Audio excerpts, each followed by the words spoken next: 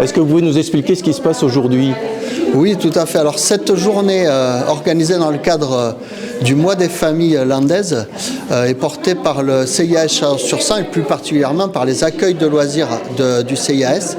Elle permet à la fois de mettre en avant, mettre en lumière les projets qui sont menés sur les 3 accueils de loisirs, donc qui sont sur Jaune, Saint-Sevé et Agetmo, pour lesquels nous avons notamment monté des projets conséquents qui ont duré une année, autour de le jouer avec les mots, autour de la poésie, en partenariat avec l'association de la Crypte et les éditions de la Crypte, et aussi sur le bien-être, sur le consentement, sur le harcèlement, en partenariat avec l'association OZ qui est basée sur Jaune.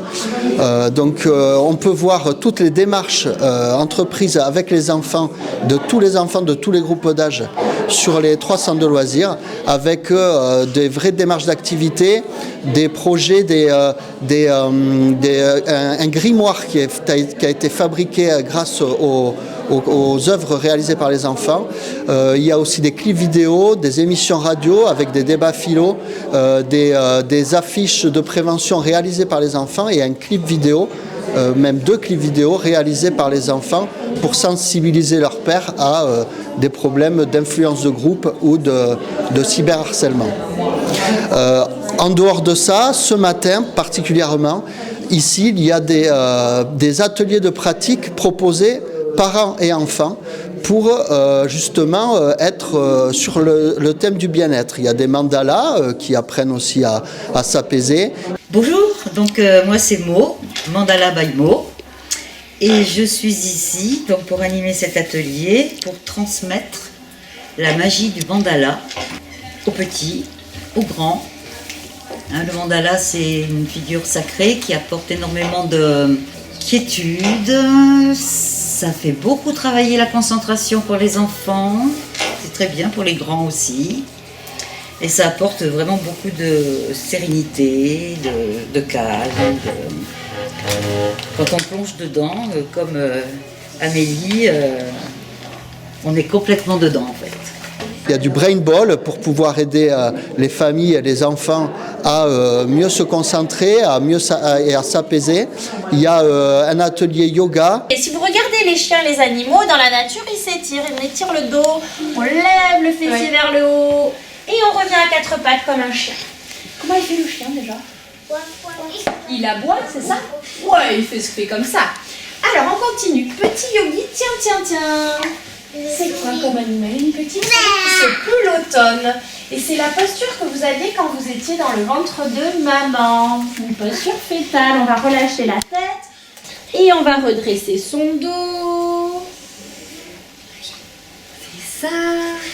Il y a un atelier conte fait en partenariat avec les médiathèques Chalon-sur-Saône et un atelier calligraphie mené par une de nos directrices pour apprendre un peu aux familles à écrire un peu à la manière d'autrefois sur des belles lettres, quoi. Voilà.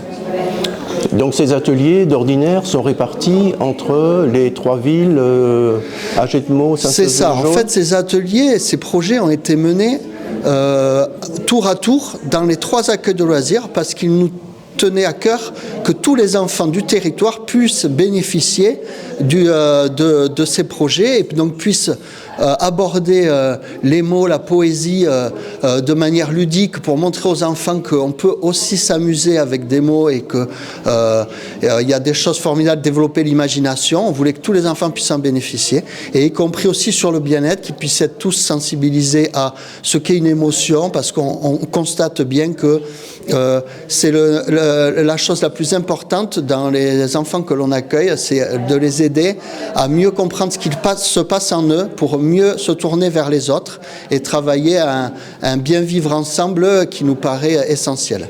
Ça veut dire combien d'enfants concernés, ça? Là, ça fait à peu près 150 enfants qui ont pu bénéficier de l'ensemble de nos actions, voire si on parle même plus largement, on peut atteindre jusqu'à 200-250 enfants touchés sur toute l'année et qui ont pu vivre une partie en tout cas des activités qu'on a pu proposer. Et vous êtes combien encadrés? Alors, à l'année, sur l'ensemble des 3 structures, on est environ 20 à 25 animateurs et 5 directeurs et directeurs adjoints. Est-ce qu'il y a des aides financières pour ces projets? Oui, tout à fait. Alors, ces projets n'auraient pas pu voir le jour, en tout cas avec cette ampleur, sans le soutien de la Caisse d'allocation familiale, qui a pu nous aider à porter ces projets et à faire appel à tous ces partenaires. Merci beaucoup. De rien.